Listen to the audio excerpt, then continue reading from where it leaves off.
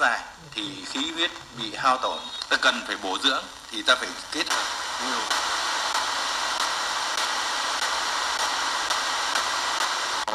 Doanh thu thương mại điện tử cả nước. Nhân sinh xã hội đáng chú ý. Thưa quý vị, Bộ Công an vừa ban hành quan tâm có nghe cái thông tin đó. Không là thuốc, không thay thế thuốc chữa bệnh. Ôi, không, thế là đường truyền hết nhà tôi.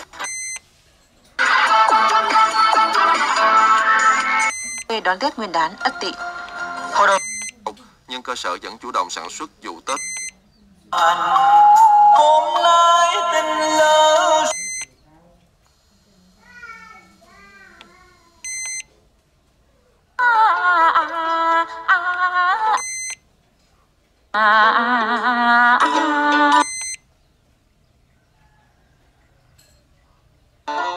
Nước rồng trong ngọn chảy ra, anh lên.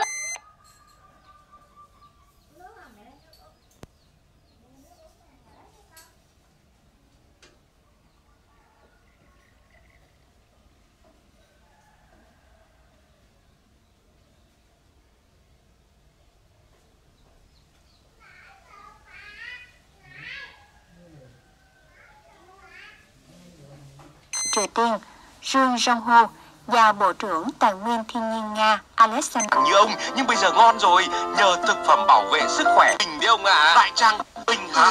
Đại Tràng Tân Bình. Loan Thảo kính mời quý khán giả cùng thưởng thức. Em tiểu nhiều, bàng quang tăng hoạt thì ra trong dịp Tết năm nay đó là dòng dối mắt kiếm tiền. ông cũng thử mua các loại thuốc bổ thận nhưng không